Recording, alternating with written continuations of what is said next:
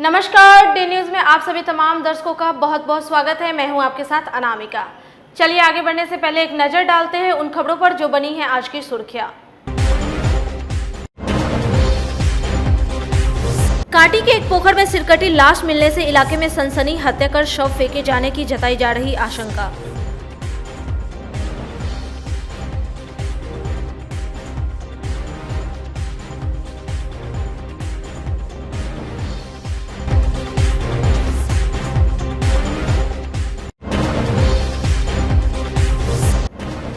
आश्रम घाट बूढ़ी गंडक नदी से गायब व्यक्ति का शव मिलने से इलाके में सनसनी।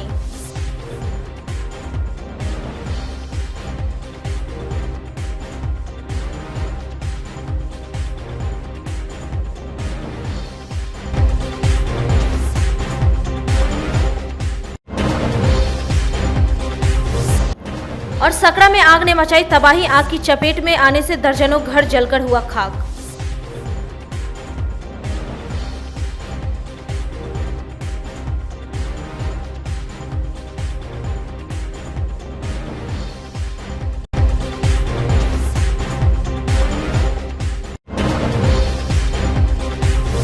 ये थी सुर्खियां और अब खबरें विस्तार से। काटी इलाके में उस समय सनसनी फैल गई जब शाहपुर गांव के एक पोखर में सर कटा शव मिला। शव बोरे में पैक था और उसका सर गायब था।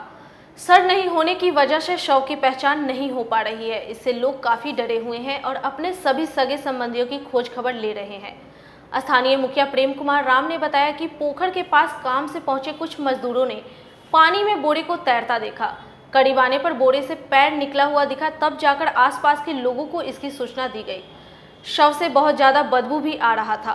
सूचना आग की तरफ फैल गई और आसपास के लोगों की काफी भीड़ जुट गई। स्थानीय लोगों की माने तो हत्या करके शव को पोखर में फेंका गया है। मौके पर पहुंची काटी पुलिस ने शव को अपने कब्जे में लेकर SKMCH भेज दिया है और मामले की तफ्तीश में जुट गई। देखिए, सुबह में हम मजदूर लोग आया बाथरूम करने के लिए, तो देखा कि इसमें बोरा में उपला रहा है, एक लाश उपला रहा है, पैर के ऊपर में नाखून था। वही उसी लोग गए हैं उधर गांव में, हल्ला किए हैं कि यहाँ पर एक बोरा में कसा हुआ लाश है। तब गांव के लोग और विभिन्न जहाँ जैसे जैसे लोगों का सूचना मिला है वो लोग दौड़ कर आए हैं, अपना अपना घर को तहकीकात किए कि कहीं आस पड़ोस में तमाम कुटुंब सब तर वहीं पर लोग हैं कि पता किए हैं, लेकिन इस एरिया का यह लाश नहीं लग रहा है। और यह तो ऐसा निर्मम हत्या है, ये जानवर के जिस प्रकार काटा जाता है उस प्रकार आज आदमी को काटा जा रहा है। बहुत दुख की बात है। पहली बार यहाँ पर घटना घटी? हाँ, यहाँ पर तो पहली बार घटना घटी है, ऐसा कभी नहीं हुआ है। आसपास के नहीं है? नहीं, आसपास के नहीं रहे। जानकारी मिली, थाना अध्यक्ष महोदय बताया कि एक सिरना पोखर में, सिरना कुंज पोखर, शाहपुर पोखर में एक लाश पाया गया है। ग्रामीणों के सहयोग से यहाँ निकाला गया है और निकाल करके छानबीन किया जा रहा है। वो लाश जो है से सिरकटी लाश है। जांच पड़ताल किया जा रहा है, आगे की कार्रवाई होगी। काफ़ी सब निर्मम हत्या प्रतीत हो रही है। हाँ, निर्मम हत्या है। छानबीन के लिए काफ़ी परेशानियों का सामना करना पड़ सकता है। वो तो पुलिस का हर समय वही परेशानी है ही, करना ही पड़ता है। सर, इस केस पर क्या एंगल रहेगा? अभी तक क्या दिख रहा है? अभी तो कुछ नहीं दिख रहा है, जब तक छानबीन नहीं होता है। हम लोग लगे हुए हैं इसका तथ्य को उजागर करने के लिए। जैसा होगा आगे सूचना दिया जाएगा। वहीं शुक्रवार की दोपहर सिकंदरपुर OP अंतर्गत आश्रम घाट के समीप बूढ़ी गंडक नदी में एक शव तैरता देख पूरे इलाके में सनसनी फैल गई। स्थानीय लोगों ने इसकी सूचना पुलिस को दी। वहीं मौके पर पहुंची सिकंदरपुर OP पुलिस ने स्थानीय लोगों की मदद से शव को बाहर निकाला। मृतक की पहचान बालूघाट आश्रम चौक निवासी 55 वर्षीय ओम प्रकाश सहनी के रूप में हुई है। स्थानीय लोगों की माने तो बीते मंगलवार को ओम प्रकाश घर से निकला था, यह कहकर कि थोड़ी देर में वापस आते हैं, लेकिन घर नहीं लौटा। इधर परिजनों ने खोजबीन की लेकिन वह मिल नहीं पाया। परिवार वाले की माने तो ओम प्रकाश सहनी काफी दिनों से डिप्रेशन में चल रहा था। कैसे पता चला आप लोगों को? आज सुबह 11 बजे पता चला है कि एक लाश नदी में है। मंगल के सुबह में निकले थे नहाने के लिए और हम लोग खोज पुछारी किए। यहाँ पर और लोग था, आए थे कहने, NDFR वाले लोग खोज रहा था और लाश के बच्चा सब भी डूब गया था। सीढ़ी घाट आए, खोजे उजे नहीं मिले। आज सुबह 11 बजे में पता चला कि एक लाश है नदी में, तो आए हम लोग देखे वहाँ, तो पहचान हुआ इनका कि ओम प्रकाश सहनी है। तो हम लोग ले आके नदी के आगे से ले आके यहाँ पर अभी किनारा पर रखे हैं। सारे क्या करते थे ये? पेटी उटी बनाते थे। बच्चा उच्चा है? एक लड़का है, वो क्या करता है? वो तो पढ़ाई अभी करता है। कहाँ के रहने वाले हैं? ये बालूघाट आश्रम चौक है। क्या नाम है? ये है आपको? सूचना मिला है पब्लिक द्वारा कि नदी में, गंडक नदी में एक लाश बहता हुआ जा रहा है, जिसका छानबीन हम लोग आकर कर किए और पहचान के क्रम में उनका नाम ओम प्रकाश सहनी बताया गया। डूबने का कुछ कारण पता चल पाया? डूबने के कारण अभी कुछ पता नहीं चल पाया। नहाने वाने गए थे? और नहाने के क्रम में। अच्छा, कब से घर से लापता थे? कुछ परिजनों से बातचीत हो पाई है? हाँ, परिजन द्वारा भी बताया गया है। हाँ, आगे की कार्रवाई इसमें? आगे कार्रवाई जारी है। मुजफ्फरपुर में एक बार फिर से हथियार लहराते हुए एक युवक का वीडियो सोशल मीडिया पर बड़ी तेजी से वायरल हो रहा है।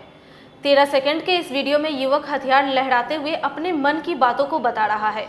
काटी इलाके का ये वीडियो बताया जा रहा है। वीडियो वायरल होने के बाद एएसपी पश्चिमी सैयद इमरान मसूद ने जांच का आदेश दे दिया है।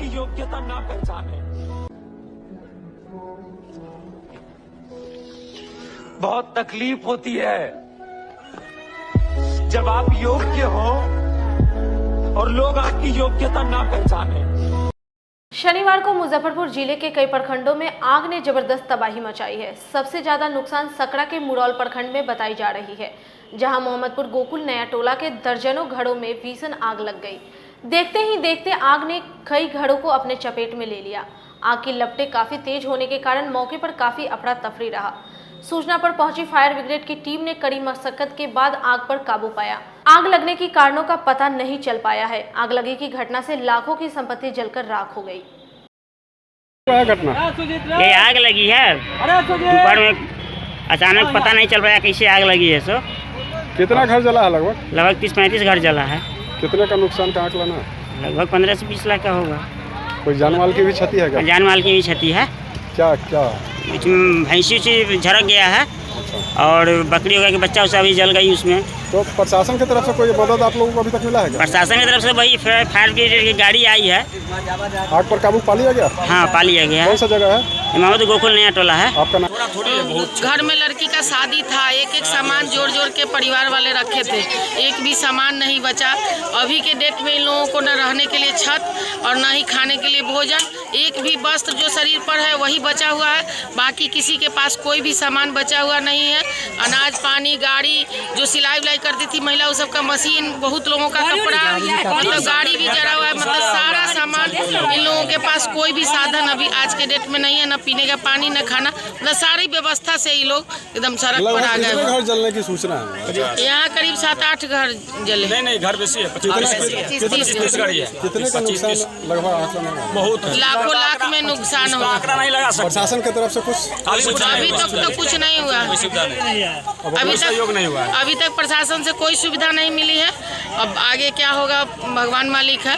और अचानक आग का लपटा उठा ऊपर से और नीचे तक, जब तक के लोग यहाँ तक आते आते जब तक ये घर जल चुका था। और कोई घर जला है? लगभग 50 ऊपर घर जल चुका है। और कुछ सामान भी जो है शादी के गाड़ी था जो दहेज के लिए देना था, नया गाड़ी, वो देख सकते हैं आप, नया गाड़ी 5 गो गाड़ी जला है, मोटरसाइकिल। लगभग कितने का नुकसान? लगभग 20 लाख का, कम से कम 20-25 लाख का तो क्षति जरूर हुआ है। आग पर काबू पा लिया गया है? अभी तक तो पा लिया गया है, लेकिन पूरी तरह पाया नहीं गया है और प्रशासनिक कोई मदद भी नहीं आया अभी तक के। लगभग 2-2:30 बजे से सूचना मिला है SHO सकरा के अनुसार कि मोहम्मदपुर कोठी में आग लगी है। लगभग यह दर्जनों घर, फूस के मकान जो जल गया है और तत्काल पहुंचकर फायर के 2 यूनिट गाड़ियां और आग पर काबू पाया गया। आग पर काबू पूरी तरह पा लिया गया? हाँ, आग पर। लगभग कितना घर जला है सर? लगभग दर्जनों घर जला गया और भारी नुकसान हुआ है लोगों का। आप अपना नाम बताएं। मैं मनोज कुमार, जो सकरा थाना में प्रतिनियुक्त हूँ, और एक मुसहरी थाना की गाड़ी, 2 गाड़ियाँ आग पर पूरी तरह से काबू। बिहार को प्रदूषण रहित बनाने की दिशा में राज्य सरकार की पहल पर राज्य के कई शहरों में प्रदूषण रहित इलेक्ट्रिक बस का परिचालन किया जा रहा है। इस कड़ी में शुक्रवार को इमली चट्टी स्थित बिहार राज्य पथ परिवहन निगम के बस अड्डे से मुजफ्फरपुर से दरभंगा एयरपोर्ट तक के लिए एक इलेक्ट्रिक बस का परिचालन किया गया है, जिसका उद्घाटन जिलाधिकारी प्रणव कुमार के साथ परिवहन निगम के प्रशासक श्याम किशोर, नगर आयुक्त विवेक रंजन मैत्रेय और नगर विधायक विजेंद्र चौधरी ने दीप प्रज्वलित करके किया। साथ ही इलेक्ट्रिक बस को हरी झंडी दिखाकर दरभंगा के लिए रवाना भी किया। आपको बता दें कि बिहार के कई शहरों से प्रदूषण रहित वाहनों को बढ़ावा देने के लिए राज्य सरकार के द्वारा सरकारी बस अड्डे से इलेक्ट्रिक बसों की शुरुआत की गई है। इलेक्ट्रिक बस में अत्याधुनिक तकनीकी सुविधाओं के साथ जीपीएस सिस्टम और सीसीटीवी कैमरे भी लगे हुए हैं, जिसमें यात्रियों की सुरक्षा का पूरा ध्यान रखा गया है। जिले में इलेक्ट्रिक बस के परिचालन किए जाने से आम यात्रियों को न सिर्फ राहत मिलेगा, बल्कि राज्य के अन्य जिले के साथ परिवहन सर्किट को जोड़ा भी जाएगा। वहीं डीएम प्रणव कुमार ने बताया कि प्रदूषण रहित बस सेवा को बढ़ावा दिया जाना चाहिए, जिससे जिले के विकास के साथ पूरे राज्य में प्रदूषण का स्तर भी कम होगा। देखिए, यहाँ सुमन श्रीवास्तव हैं डीएस और आरएम है आशीष। इनका सार्वजनिक नंबर रहेगा, किसी को भी कोई इन्फॉर्मेशन लेना हो आप लोग इनसे ले सकते हैं। और हमने बैनर पे भी नंबर दिलवा दिया है, जो नंबर है बैनर जो बना है उस पर भी दिलवाया। अभी कितनी बसें खुली है सर और आगे की क्या क्या योजना है सर? 3 बस खुले हैं, एक इलेक्ट्रिक बस है, एक लग्जरी डीजल बस है जो पर्यटन स्थल को टच करेगी, लौरिया, केसरिया, वाल्मीकि नगर जा रही है। और एक बस जो है वो हम लोग लोकल में डिमांड पे मुजफ्फरपुर, फिर फकुली चौक, लालगंज होते हुए, घटारो होते हुए हाजीपुर तक भी है। उस मार्ग में एक भी गाड़ी नहीं थी, तो वो लोकल यात्रियों के लिए बहुत अच्छा है। मतलब वो पटना, हाजीपुर और मुजफ्फरपुर को टच करेगा, लेकिन भाया फकुली, लालगंज, गुरौल, भगवानपुर होके नहीं, वो जो साइड वाली सड़क है। 2 इलेक्ट्रिक बसों को आज रवानगी की गई है। एक नई शुरुआत है, नई पहल है, न सिर्फ वातावरण के लिए, हरियाली के लिए, अपितु देखिए ईंधन का जो उपयोग को भी बचाना है। तो इन सब चीज़ों को लेकर के इलेक्ट्रिक बस का शुभारंभ मुजफ्फरपुर ज़िले से किया गया, जो काफ़ी हर्ष का विषय है। एक बस जो है पटना और दरभंगा के बीच चलेगी, जो कि एयरपोर्ट्स की कनेक्टिविटी को करेगी। दूसरी बस पर्यटन के उद्देश्य से लौरिया, अरेराज, वैशाली होते हुए जाएगी। तो ये मुजफ्फरपुर के लिए काफ़ी खुशी की बात है और इसके लिए मैं प्रशासक BSRTC श्री श्याम किशोर श्रीवास्तव जी को बहुत बहुत धन्यवाद देता हूँ। पूर्ण तरीके से गुड फ्राइडे मनाया गया। काफी कम लोगों की उपस्थिति में चर्च में प्रार्थना सभा का आयोजन हुआ और प्रभु यीशु के क्रूस रास्ता को याद किया गया। इस मौके पर जैक्सन मेमोरियल चर्च के फादर जगदीश मसीह ने प्रार्थना सभा की और साथ ही कोरोना जैसी गंभीर महामारी की समाप्ति की प्रार्थना की। प्रार्थना सभा के दौरान क्रूस रास्ता के अलावा क्रूस वाणी पर फादर ने अपनी बात रखी। साथ ही मिस्सा बलिदान की परंपरा का भी निर्वहन किया गया। बाइबल वचनों से गुड फ्राइडे का महत्व को बताया गया। फादर ने बताया कि प्रभु यीशु ने मानव जाति के लिए अपना बलिदान दिया। हमें उनके बलिदान को याद कर प्रेम और शांति के साथ अपना जीवन व्यतीत करना चाहिए। इससे हमें पीड़ादायक रूपी क्रूस से मुक्ति मिलती है। सकरा प्रखंड क्षेत्र में इन दिनों नीलगायों का आतंक इतना बढ़ गया है कि किसानों की परेशानी बढ़ गई है और खेत में ललहाती फसल बर्बाद हो रही है। रात का अंधेरा हो या दिन का उजाला, इससे इन नीलगायों को कोई परहेज नहीं है। खेत में झुंड के झुंड पहुंचकर खेत में लगी फसल को भारी मात्रा में नुकसान पहुंचा रही हैं। इनके आतंक से किसान कई फसलों को लगाना छोड़ दिए। गेहूं और मकई की जैसे तैयार फसल नीलगायों का निवाला बन जाती है। खाने से ज़्यादा इनके पैरों से फसल की बर्बादी होती है। अगर फसल को बचाना है तो किसानों को अपने खेतों में जाल लगाकर या रत जगा कर फसल को बचाने की मजबूरी हो गई है, तभी फसल बच पाएगी। अन्यथा किसानों के घर तक फसल पहुंच पाना मुश्किल काम हो गया है। वन्य प्राणी होने की वजह से इन नीलगायों को कोई मार भी नहीं सकता। ऐसे में आखिर किसान करे तो क्या करे।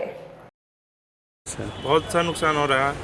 मतलब कितना कौन कौन सा फसल का बर्बादी कर रहा है? मक्का का, गेहूं का, सब चीज़ का। इस पर कोई ध्यान नहीं है, किसी का भी इस पर प्रभाव नहीं पड़ रहा। सब थी में सुबह बोया उस समय भी हो गया, अब कटाई में भी पूरा नुकसान हो रहा है। मक्का भी सब बाल खा गया, यही हो रहा है। इस पर कोई सरकार का ध्यान नहीं है। कितने का झुंड आता होगा? कम से कम 15-20 इस तरह आता है। दिन में या रात में? दिन रात कभी तरह भी रात लोग हम जाते हैं, रात में दिन में हर समय जा रहे हैं, भगा रहे हैं, फिरा जा रहा है।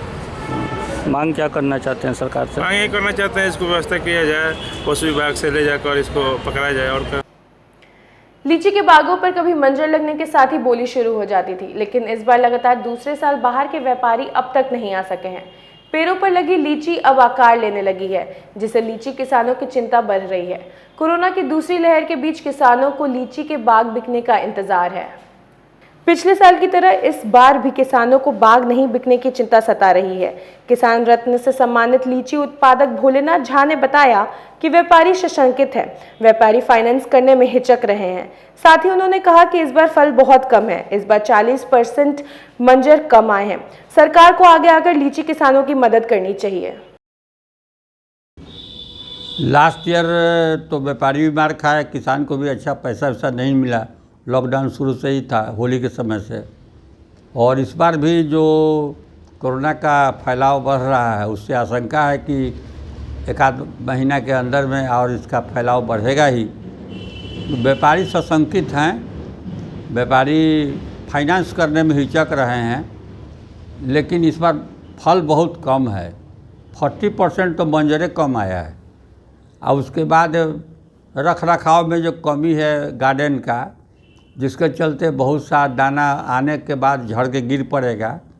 अब व्यापारी जो पानी खाद चलाना चाहिए उसको नहीं चला पाने का औकात है। लोकल जो मिडलमैन है, जब तक उसको गतिदार फाइनेंस नहीं करेगा तब तक उसका औकात नहीं है कि मेंटेन करेगा। तो ऐसी परिस्थिति में थोड़ा नुकसान होने की संभावना है। तो मोटा मोटी धरिए कि हम लोग उम्मीद करते हैं कि लीची का उत्पादन 50% ही होगा। अब ऐसी परिस्थिति में सरकार से सहयोग मिलना चाहिए, उस सहयोग अभी तक तो सरकार दे नहीं पा रही है। सरकार अगर इंटरेस्ट लेती, इसका सही ढंग से मंडी अभी बना है क्या मुजफ्फरपुर में? कहीं देखे हैं लीची बिकने का मंडी बना हो? कहीं नहीं है। इतना दिन से मुजफ्फरपुर का नाम है, लीची पर नाम है, कभी कुछ हुआ है क्या? कभी नहीं हुआ कुछ। ये सब सरकार को ध्यान देना चाहिए। नीतीश जी सवाल उठता है जो ध्यान नहीं देते हैं, भाषण ज़्यादा देते हैं। और उनके मंत्रिमंडल के जो लोग हैं, जो भी मुजफ्फरपुर के रहने वाले हैं, उन लोगों को भी कोई खास मतलब लीची आम से नहीं है। यहाँ तो हज़ारों पेड़ सूख गया पिछले साल के बारिश और फ्लड से। वाटर लॉगिंग कंडीशन में हज़ारों पेड़ सूखा है, लीची का, आम का, फलदायक पेड़, बड़ा बड़ा पेड़ सूखा है। खुद मेरा ही 150 से ऊपर पेड़ सूखा है। ये भारी नुकसान हम लोगों को हो रहा है।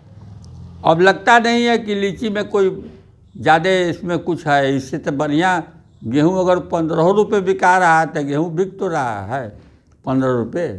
मकई अगर 9 रुपये बिका रहा है, बिक तो रहा है। लीची तक किसान के लिए समस्या हो जाएगी। अगर व्यापारी नहीं उतरा, आप मिडलमैन नहीं लिया तो बेच के कहाँ रखेगा? अखिल भारतीय मारवाड़ी महिला सम्मेलन मुजफ्फरपुर शाखा द्वारा 4 अप्रैल रविवार को प्रातः 10 बजे से संध्या 4 बजे तक सरैयागंज स्थित श्री नवयुवक समिति ट्रस्ट में एक निजी हॉस्पिटल के डॉक्टर्स के द्वारा निःशुल्क स्वास्थ्य शिविर का आयोजन किया जाएगा, जिसकी जानकारी शुक्रवार को सम्मेलन की अध्यक्षा उर्मिला बंका ने प्रेस वार्ता में पत्रकारों को दिया।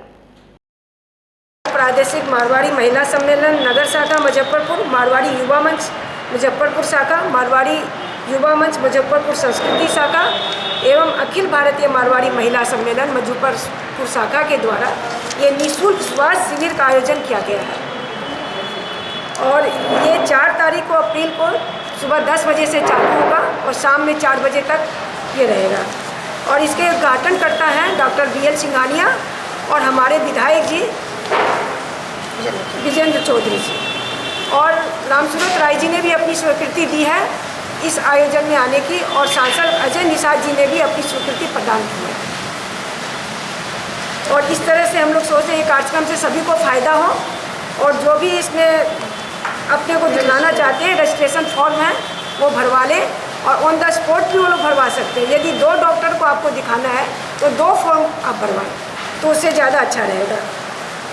और इस तरह से कार्यक्रम हम लोग अभी कर रहे हैं और आगे भी हम लोग सुचारू रूप से और आगे भी और कार्यक्रम करेंगे। हो सकता है इसमें भी OPD हम लोग आगे इसकी चालू करवा दें, जिससे कि लोगों को फ़ायदा होता रहे कि डॉक्टर हर हफ्ते उनको देखें। और उनसे हम एक चीज़ और करवाने की चेष्टा कर रही हूँ मैं, कि मुजफ्फरपुर से कोई भी एशियन होटल जाए पटना में तो उनको कुछ कंसेशन वहाँ हो जाए 15 से 20%, जिससे कि लोगों को फ़ायदा हो। जो फॉर्म मिलेगा वो निःशुल्क मिलेगा? जी, फॉर्म भी निःशुल्क है और जांच भी जो आपका होगा वो निःशुल्क है। 2 डॉक्टर देखेंगे, दोनों डॉक्टर क्या किस चीज़? नहीं, 4 डॉक्टर आ रहे हैं हमारे यहाँ। हाँ, शुक्रवार को RBBM कॉलेज के सभागार में संस्कार भारती के राष्ट्रीय कार्यालय कला संकुल कार्यालय के लोकार्पण समारोह का लाइव प्रसारण संस्कार भारती महानगर इकाई के लोगों ने देखा। महानगर अध्यक्ष डॉक्टर ममता रानी ने कहा कि भारतीय कला संस्कृति के संकल्पित संस्कार भारती का अपना राष्ट्रीय कार्यालय होने से कलाकारों के बीच में खासा उत्साह देखने को मिल रहा है। उन्होंने बताया कि कला संकुल का लोकार्पण आरएसएस के संचालक डॉक्टर मोहन राव भागवत ने किया। साथ ही इस अवसर पर विरासत ही वैभव पुस्तक का लोकार्पण भी हुआ। आज दिल्ली में संस्कार भारती के लोक संकुल का लोकार्पण माननीय सर संघ संचालक मोहन भागवत जी के कर कमलों द्वारा होना है और उसी का लाइव प्रसारण यूट्यूब के जरिए हम सभी संस्कार भारती के सदस्यगण अपने अपने घरों में या अपने इकाइयों के साथ बैठ करके देख रहे हैं। और इस अवसर पर विरासत ही वैभव नामक जो हमारी पुस्तिका है संस्कार भारती की, उसका भी माननीय मोहन भागवत जी लोकार्पण करेंगे। उसी कार्यक्रम को हम संस्कार भारती के सदस्यगण आज देखने बैठे। आज की खबरों में फिलहाल इतना ही। कल फिर मिलेंगे कुछ नए खबरों के साथ। तब तक के लिए हमारे डे न्यूज़ परिवार को दीजिए इजाजत। नमस्कार।